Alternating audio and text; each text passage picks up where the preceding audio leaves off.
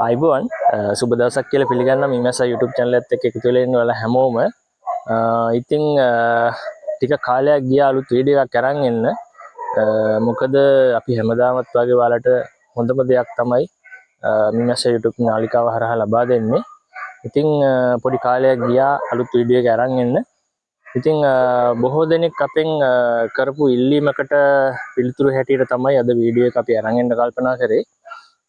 මීමැසි ජනපදයක් එක ළඟ බෙදන්න පුළුවන්ද කියන කාරණය.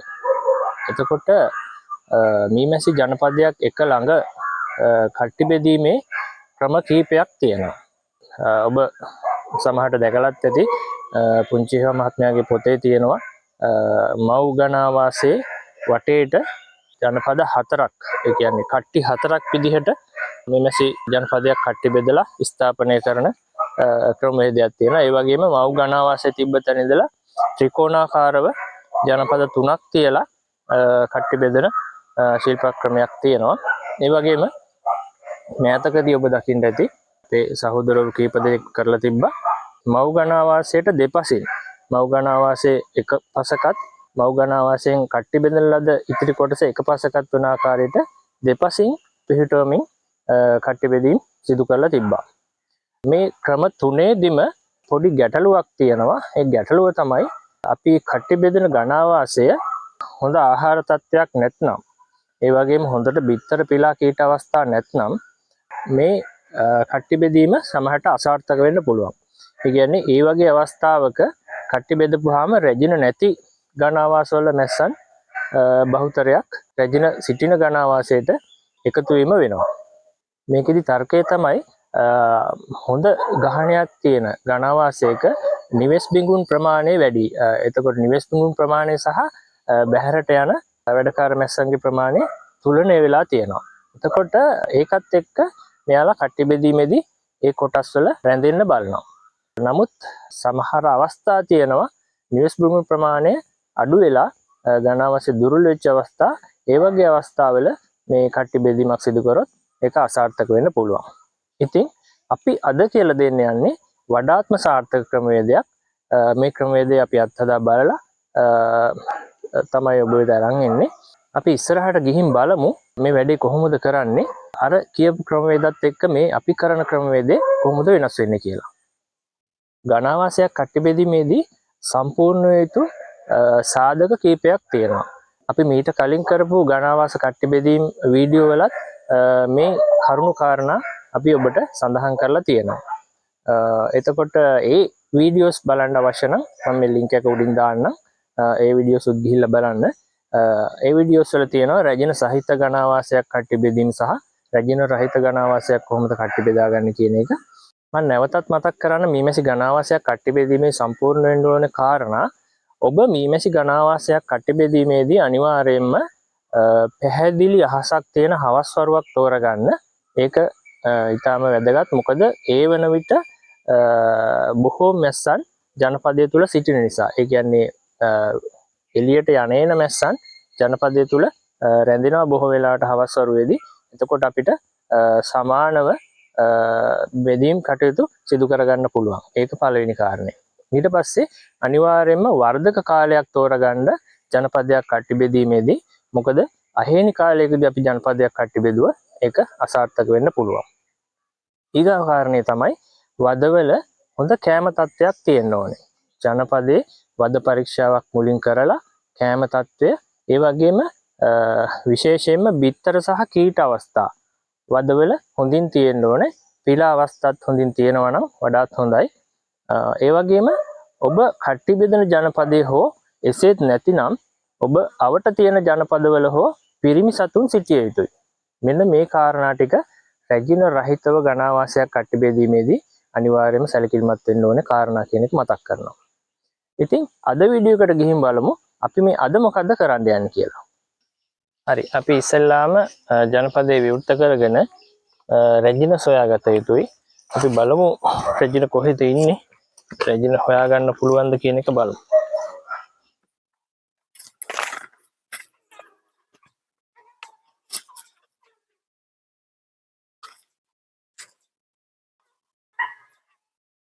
මේ ගණාවාසය දැන් ඔබට පේනවා ඇති වද 8ම සම්පූර්ණ හොඳ සරු ගණාවශයක් තමයි අපි මේ වැඩේට තෝරගත යුත්තේ.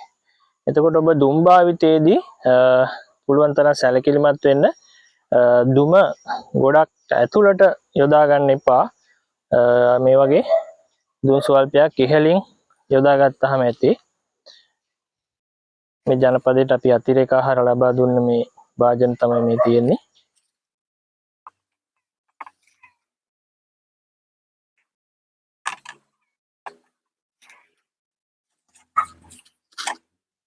බොහෝ විට රැජින සිටින්නේ මැද වදවල තමයි බොහෝ විට රැජින රැඳී සිටින්නේ. ඒ නිසා අපි මේකේ මැද වදයක් ඉස්සෙල්ලාම ඉවත් කරලා බලමු අපිට රැජින සොයා ගන්න පුළුවන් වෙයිද කියලා.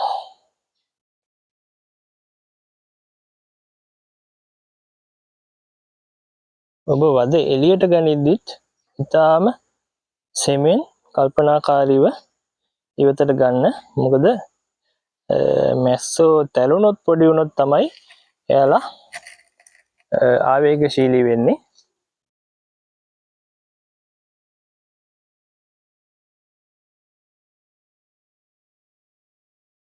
දැන් බලන්න මේ වදේ හොඳට පිලාක් අවස්ථා තියෙනවා. හොඳින් වදේ පිරෙන්නම පිලා අවස්ථා තියෙන ජනපදයක් තමයි අපි මේ තෝරගෙන තියෙන්නේ. විශේෂයෙන්ම කීට අවස්ථාත් මේ වදවල තිබිය යුතුයි. ඔබ මේ වැඩේ කරනකොට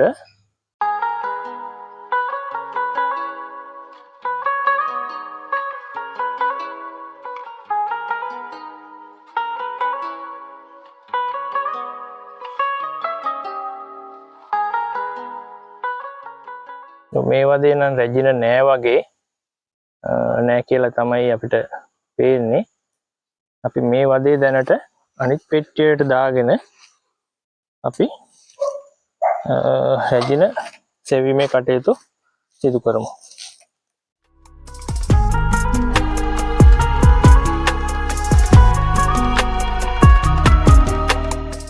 අපි ඊළඟ වදේ එළියට අරන් බලමු. රැජින අඳුර ගන්න පුළුවන්ද කියලා අපිට.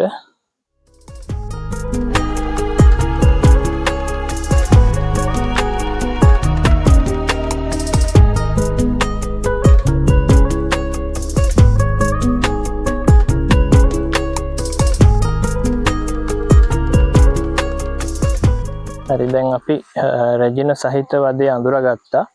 එතකොට අපි රැජින සහිත වදය අපි කට්ටි බෙදලා අරයි යන කොටසට දා ගැනීම කරන්න ඕනේ. එතකොට ඔයාලට පේනවා ඇති මේ රැජින ඉන්න වදේ හොඳට පැණි ධාරය ඒ වගේම පරාග ධාරය තියෙනවා. එතකොට අපි කලින් ඇතුළත් කරගත්ත පිලා වදේ හොඳට පිලා අවස්ථා, පැණි සහ පිලා අවස්ථා, පැණි පරාග පිලා අවස්ථා යන සියල්ලම තියෙනවා. එතකොට මේ කොටස ඊටාම අංග සම්පූර්ණ විදිහට අපිට වෙන් කර ගන්න පුළුවන්. රැජින එක්ක ගණාවාසේ වද දෙකක් ඇතුළත් කරලා අපි ඊට පස්සේ මේ වගේ අත්තිවාරම් වද කොටසක් සහිත රාමුවක් ඇතුළත් කර ගන්නවා. එයාලට අලුතෙන් වද බඳින්න.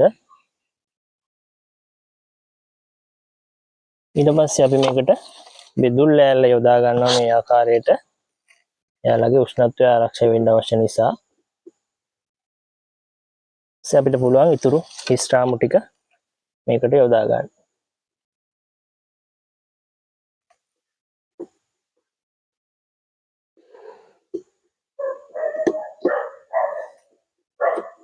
ඊපස්සේ මේක අපි ප්‍රවාහණයට සුදුසු වෙන විදිහට ගාට් පැටිය දාලා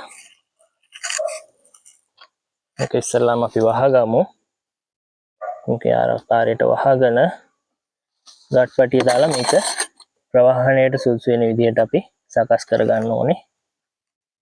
හරි, ඊළඟට අපි මේ රැජින නොමැති කොටසේ දැන් සම්පූර්ණ කරන ලද වද 6ක් තියෙනවා.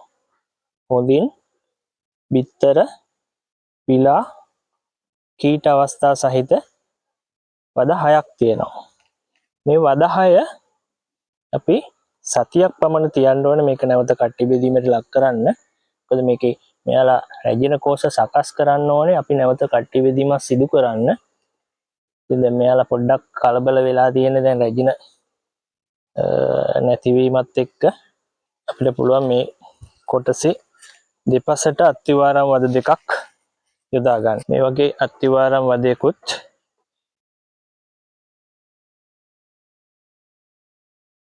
මේ වගේ වෙනත් ජනපදයකින් ලබාගත් වද ෆවුන්ඩේෂන් වගේ එකක් මං ගාව තියෙනවා. ඒකත් මම මේකට යොදා ගන්නවා. මෙයාලට වද වැඳීම උත්ප්‍රේරණය කිරීම සඳහා. දැන් මං කිව්වා මේ ජනපදයේ ඊටම ශක්තිමත් ජනපදයක් කියලා. දැන් ඔබට පේනවා ඇති මේ හුලල් ලෑල්ලේ මැස්සෝ කොච්චර ප්‍රමාණයක් නම් ඉන්නවද කියන එක. මෙයාලා මේ විදිහට ඇතුළට යොමු කරගමු.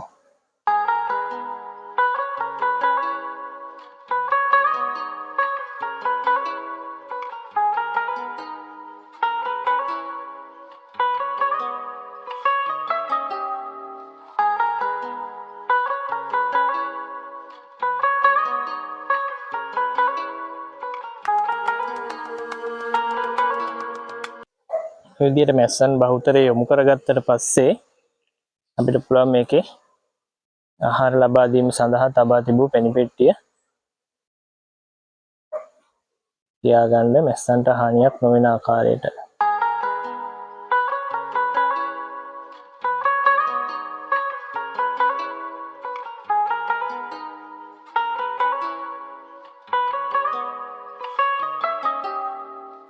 හරි, දැන් අපි මේක මැස්සෝ ප්‍රමාණය අඩු වුණ නිසා අපි හුලල් ලෑල්ල වහගමු.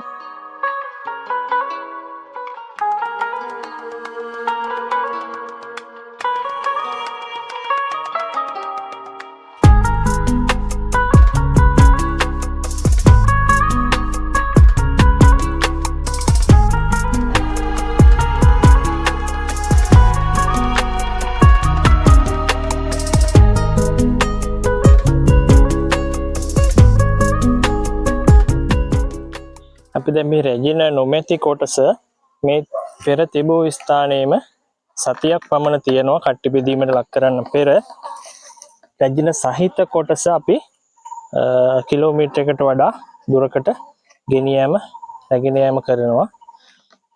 මේකදී ඇත්තටම ඔබට ඔබ නිමැසි පාලනය සිදු කරන්නේ කුඩා ඉඩක නම් මේ කාරණේ ඇත්තටම අපහසු වෙන්න පුළුවන්. රැජින වෙනත් තැනකට ගෙන යාම ඒ අවස්ථාවේ ඔබට පුළුවන් මේ කට්ටි බෙදීම සිදු කරලා රැජින ඔබේ හිතවත් නිවසක කිලෝමීටරයක් පමණ දුරින් ගෙනින් ස්ථාපිත කරලා මේ ජනපදයේ කට්ටි බෙදලා රැජින බිහි වෙලා පට්ටි වැටුණාට පස්සේ නැවත ඔබේ ඉඩමට එම රැජින සහිත ජනපදයේ රැගෙනීමේ හැකියාව තියෙනවා. ඉතින් අපි ඊළඟ සතියේ බලමු මෙයාලා මේකේ රැජින කෝෂ කොච්චර හදලා තියෙනවද, අපිට මේක කොටස් දෙකකට බෙදන්න පුළුවන්ද, ඒ බෙදනකොට සැලකිලිමත් වෙන්න ඕනේ කාරණා මොනවද කියන කාරණා ටික අපි ඊළඟ සතියේ බලමු. හරි, ඔන්න අපි සතියකට පස්සේ ආයේ ඇවිල්ලා ඉන්නවා අපි කට්ටි බෙදපු ජනපදයේ ගාවට. එතකොට මේ ජනපදයේ අපි රැජින සහිතව වද දෙකක් ඉවත් කරලා කිලෝමීටරයක් වගේ දුරකට අරන් ගියා. එතකොට අපේ දැන් බලාපොරොත්තුව මේ ජනපදයේ මේ වෙන විට රැජින කෝෂ සකස් කරලා තියෙනවා වද 6ක් තියෙනවා. එතකොට මේ තියෙන වද 6 වද 3 බැගින් දෙකට බෙදලා මේ ස්ථානයේම ජනපද දෙකක් විදිහට තියාගන්නේ කොහොමද කියන එක තමයි අද කියලා දෙන්න යන්නේ. එතකොට මේකෙදී විශේෂයෙන්ම සැලකිලිමත් වෙන්න ඕනේ කාරණාව තමයි ඔබ කට්ටි බෙදීම සඳහා යොදා ගන්න පෙට්ටි දෙක දෙආකාරයක් වෙන්න ඕනේ. කියන්නේ පෙට්ටි දෙකේ වර්ණය සහ සලකුණු දෙආකාරයක් වෙන්න ඕනේ. දැන් මම මෙතන සකස් කරගෙන තියෙනවා මේ වගේ කොළ පාට ආලේප කරපු, ඒ වගේම මේ වගේ නිල් පාට සලකුණු යොදපු පෙට්ටියක්. ඒ වගේම අනිත් පෙට්ටිය හැටියට මම මේ ජනපදයේ තියෙන පෙට්ටියම භාවිතා කරනවා. මේකෙත් මේ අපේ ලෝගෝ එක, ඒ වගේම මේ අකුරු ටික තියෙනවා, ඒ වගේම සුදු පාට ආලේප කරලා තියෙනවා. ඒ වගේ රැජිනට පෙට්ටිය පහසුවෙන් අඳුරා ගන්න පුළුවන් මට්ටමට අපි පෙට්ටි දෙක ලක්ෂණ වෙනස් කරලා සකස් කරගන්න අවශ්‍යයි. ඒක මූලිකම කාරණේ. ඒ ඇයිද කියනවා නම් දැන් මේ ජනපද දෙකේම නව රැජිනලා දෙන්නෙක් බිහි වෙනවා. එතකොට මේ බිහි වෙන රැජින මෛතුන්‍ය කාර්යය සඳහා පිටතට එළියට ගමන් කරනවා. ඒ ගමන් කරනකොට පෙට්ටිය සලකුණු කරගෙන තමයි රැජින එළියට ගමන් කරන්නේ. ඔබ හිතන්න මේ වගේම අපේ ලෝගෝ එකම ගහපු ඒ වගේම සුදු පාට මේ වගේම පෙට්ටියක් මම අනිත් පෙට්ටිය විදිහටත් පාවිච්චි කරොත් අර එළියට ගිහිල්ලා සංසර්ගයේ යෙදිලා එන රැජිනට තමන්ගේ ජනපදයේ බැරි වෙලාවත් අඳුර ගන්න බැරි වුණොත් අනිත් ජනපදයට යා ඇතුල් වුණොත් ඒ ජනපදයේ ඉන්න මැස්සෝ මේ රැජිනව මරලා දානවා. ඒ නිසා විශේෂයෙන්ම සැලකිලිමත් වෙන්න පෙට්ටි භාවිතා කරද්දී මේ වගේ අවස්ථාවකදී එකිනෙකට වෙනස් ස්වරූපයක් තියෙන පෙට්ටි දෙකක් අනිවාර්යයෙන්ම පාවිච්චි කරන්න ඕනේ. ඒ වගේම මේ වගේ විවෘත ඉඩක්, ඒ කියන්නේ මේ ජනපද දෙකටම මැස්සෝ පහසුවෙන් බෙදලා යන විදිහට විවෘත ඉඩක් සහිතව මේ කොටස සකස් කර ගන්න ඕනේ. ජනපදයේ ඉඳලා ඉදිරියේ තියෙන විවෘත ඉඩක් සහිතව සකස් කරගත යුතුයි. එතකොට මේ ජනපද දෙකටම අපිට සමසේ නැස්සන් බෙදලා යනවා බලා ගන්න පුළුවන්. එතකොට කණු හිටව ගන්නකොට මේ මැද තියෙන කණුවට දෙපසින් මීටරේ වගේ දෙපසින් තමයි අපි කණු දෙක සිටුව ගත යුත්තේ. එතකොට අපි මේ මැද තියෙන කණුව සහ කණුව ඉවත් කරනවා. මේ වැඩේ අවසානයේදී මේ මැද තියෙන කණුව ඉවත් කරනවා. ඉවත් කළා දෙපැත්ත තියෙන කණු දෙක උඩ තමයි පෙට්ටි දෙක තියන්නේ. එතකොට මේ කණු දෙකත් සමාන උසින් වගේ හදා ගන්න පුළුවන් නම් හොඳයි. ඒ වගේම සමාන ප්‍රමාණ වලින් මේ කණු දෙකත් සකස් කරගෙන තියෙනවා. අපි දැන් බලමු ඇතුලේ තත්ත්වය කොහොමද කියලා. මෙයාලා රැජින කෝස හදලා තියෙනවද? අපිට රැජින කෝස හදලා තියෙනවා නම් කොහොමද මේක බෙදන්න පුළුවන් කියන එක බලමු. හරි, අපි දැන් කට්ටි බෙදන්න යන මේ පෙට්ටියත් අපි සූදානම් කරගමු මේ කට්ටි බෙදීමට සුදුසු වෙන විදිහට. මේ විදිහට අපි මේකෙන් රාමු 4ක් හෝ 5ක් රාමු 5ක් වගේ ඉවත් කරලා බෙදුල් ලෑල්ලත් අපි ඉවත් කරගමු.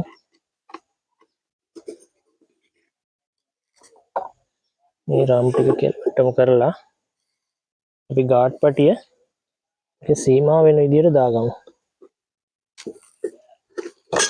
ගාඩ් පටිය මේ වගේ කට සාමාන්‍යයෙන් අඟලක් විතර හිටින්න ගාඩ් පටිය දාගත්තාම ඇති. ගාඩ් පටිය කොයි වෙලාවකවත් සිදුරු සහිත පැත්ත පහළට දාලා ගාඩ් පටිය යොදා ගැනීම කරන්න එපා.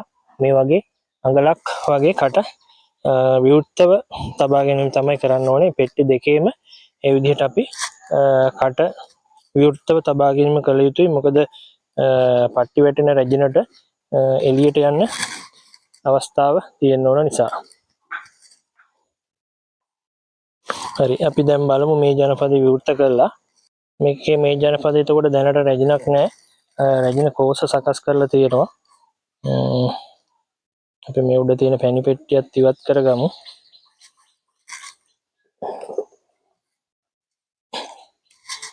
අපි දුම් ස්වල්පයක් පාවිච්චි කරලා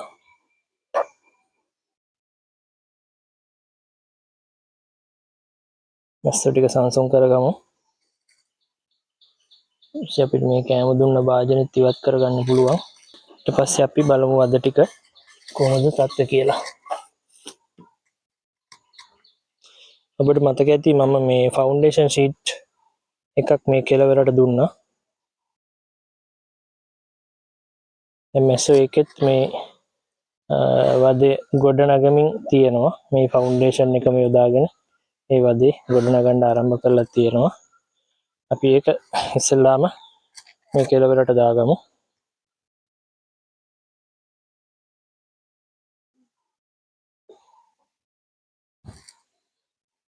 අපි බලමු දැන් මේ වදවල රැජින කෝස් සකස් කරලා තියෙනවද? කොච්චර ප්‍රමාණයක් සකස් කරලා තියෙනවද කියන එක බලමු.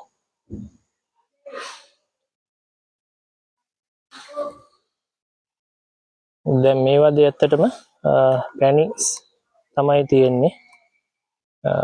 විශාල වශයෙන් පැණි රැස් කරලා තියෙනවා මේ වදේ.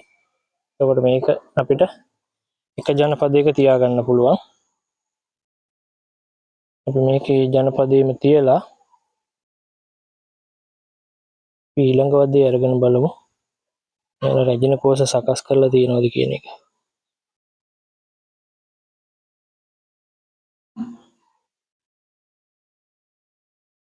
මේ වදේ රැජින කෝස සකස් කරලා තියෙනවා. මේ තියෙන්නේ එහෙම සකස් කරපු රැජින කෝෂයක්.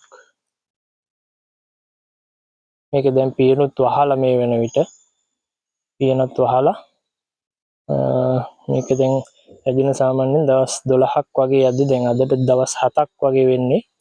12ට කලින් එන්නත් පුළුවන්, සමහර විට 11 වෙනි දවසේ වගේත් බිහි වෙන්න පුළුවන්. ඒකට මේකේ රැජින කෝෂයක් තියෙන නිසා අපි මේක අනිත් පෙට්ටියට දාගමු.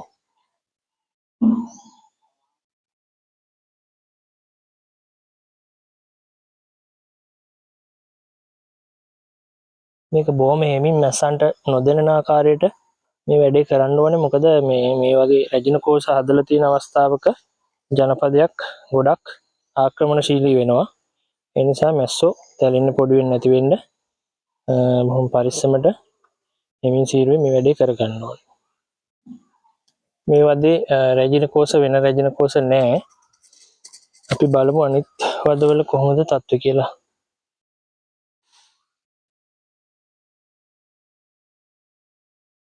සකස් කරමින් යන රැජින කෝෂයක් ඒ වදේ තිබ්බේ. අපි ඒක දැනට තියාගමු. ඒක පියන් වහලා නැති නිසා.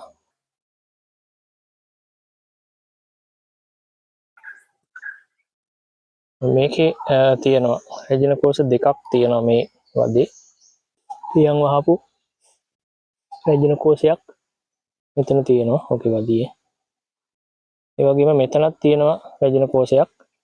එකත් මේ වෙන විට පියන් වහමින් පවතින තත්ත්වය වගේ තියෙන්නේ. පියන් වහලා තියෙන්නේ ගොඩක් දුරට මේ රැජින කෝෂෙත්. එතකොට මේකේ රැජින කෝෂ දෙකක් තියෙන නිසා අපි මේක මේ පෙට්ටියේ ඉතුරු කරගමු.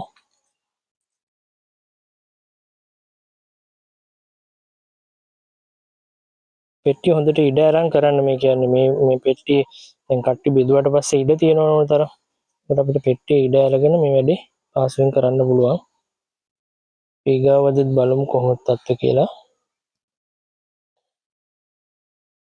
මේ වදේ මෙන්න මෙතන තියෙනවා රැජින කෝෂයක්. ඒ වගේම මෙතන රැජින කෝෂයක් තියෙනවා. මේ කෝෂ දෙකම මේ වෙන විට පියන් වහපු අවස්ථාවේ තියෙන්නේ.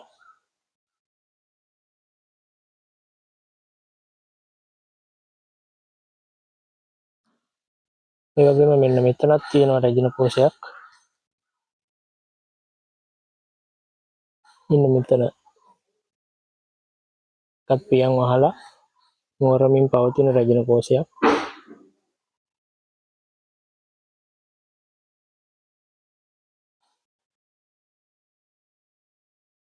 අපි අනිත් වදෙත් පොඩ්ඩක් බලලම ඉමු කොහොමද මේක බෙදන්නේ කියලා තීරණය කරන්න කලින්.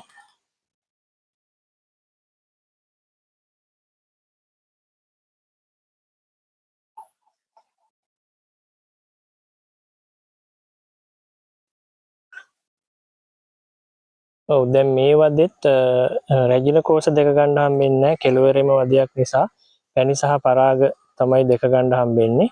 එතකොට අපි කලින් රැජින කෝෂයක් ඇතුළත් කරගත්ත ජනපදයට අපි සංචිත ආහාර සහිත වදයක් ඇතුළත් කරගත්තේ නැති නිසා අපි ඒකට මේ කෙළවරටම මේ වදේ සංචිත ආහාර සහිත වදේ විදිහට ඇතුළත් කරගමු. එතකොට අපි දැක්කා මේකේ මේ වදේ රැජින කෝෂ 3ක් තිබ්බා. වහපු රැජින කෝෂ මේ වදේ වහපු රැජින කෝෂ දෙකක් තිබ්බා. එතකොට අපි මේක ජනපද දෙකටම රැජින කෝෂ සමාන වෙන විදිහට මේ රැජින කෝෂ දෙකක් සහිත වදේ අපි අනිත් පෙට්ටියට ලබා දෙමු. එතකොට මේ පෙට්ටියේ රැජින කෝෂ 3ක් තියෙනවා පියන් වහන ලද. මේ පෙට්ටියෙත් රැජින කෝෂ 3ක් තියෙනවා පියන් වහන ලද. එතකොට සමානව මේ රැජින කෝෂ බෙදිලා යනවා ජනපද දෙකටම. හරි. අපි දැන් මේකේ රාමු ටික ලං කරලා තියමු. මෙයාලට අවශ්‍ය උෂ්ණත්වය සකස් කරලා දීලා තුරු වැඩ කටයුතු කරගෙන යන්න. මේ විදිහට අපි අර අත්තිවාරම් වදේ කෙළවරටම දානවා. මෙයාලට අලුත් වදයක් එතකොට සකස් කරගැනීමේ හැකියාව තියෙනවා අත්තිවාරම් වදේ.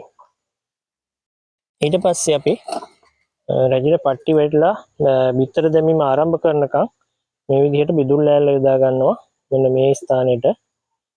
එතකොට මෙයාලට හොඳ උෂ්ණත්වයක් පවත්වා ගනිමින් රැජින කෝෂ ටික ආරක්ෂා කරගෙන මේ වැඩ කටයුත්ත ඉදිරියට කරගෙන යන්න පුළුවන්. අපි මේ විදිහට හිස් රාමුකුත් මේ පැත්තෙන් දා ගන්නවා මේකේ ඉඩ සම්පූර්ණ වෙන විදිහට.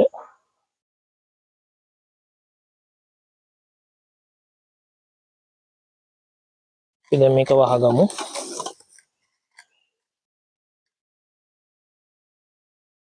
ඔයාලට සංචිත ආහාර දැනට තියෙන නිසා අතිරේක ආහාර ලබා දීම අවශ්‍ය වෙන්නේ නැහැ. නමුත් සංචිත ආහාර ප්‍රමාණය අඩු වෙගෙන යනවා නම් අතිරේක ආහාර ලබා දීම සිදු කළ යුතුයි. ඊට පස්සේ අපි මේක රාමු ටික මේ කෙලවරට ඉට්ටු කරගමු. හරි, මේ කොටසටත් අපි දැන් මේ විදිහට බෙදුල් ලෑල්ල යොදා ගමු. එයාලට මේ වදේ සම්පූර්ණ කරගන්න පුළුවන් මේ කාල සීමාව ඇතුලේ. යොදාගෙන අපි ඉතුරු රාමු ටික මේකටත් ඉතුරු රාමු ටික දාගමු.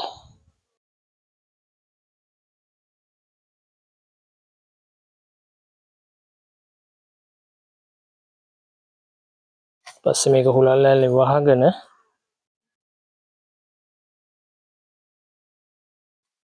අපි මේ කොටස තැබිය යුත්තේ මෙන්න මේ ස්ථානයේ. අපි සකස් කරගත්ත අනික් කණුව තියෙන ස්ථානයේ තමයි මේ කොටස තැබිය යුත්තේ.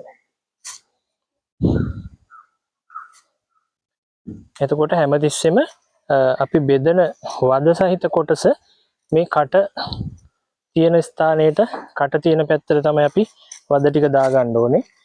මේකෙත් එහෙමයි, මේ කට තියෙන පැත්තට තමයි අපි වද ටික දාගත්තේ. එතකොට මේ දෙක මේ කණුවට දෙපසින් තමයි පොඩි ඇන්ගල් එකකුත් මම තිබ්බා. ඇන්ගල් එකක් තියන්න අවශ්‍යත් නැහැ. හරියටම දෙපසින් ඉදිරිපසට කට තිබ්බත් ගැටලුවක් නැහැ. එතකොට මේ ජනපද දෙකටම මේ විදිහට එළියට ගිහිල්ලා එන මැස්සෝ සමානව බෙදලා යනවා. ඒ වගේම ඇතුලේ ඉන්න මැස්සෝ කියන්නේ හෙද බිඟුන් ඒ විදිහටම මේ ජනපද දෙකේම රැඳිලා ඉන්නවා. එතකොට අපි මේ කණුව අනිවාර්යෙන් ගලවලා ඉවත් කරන්න ඕනේ. මොකද මෙයාලට හුරු මෙතන මාක් කරගෙන යන්නේ මෙතනනේ මේ මැස්සෝ. එතකොට මෙයාලා මේ කණුවේ එලිලා ඉන්න බලන්න පුළුවන්. ඒ නිසා අනිවාර්යෙන් මේ කණුව ඉවත් කළ යුතුයි. කණුව මේ ආකාරයට ගලවලා ඉවත් කරන්න ඕනේ.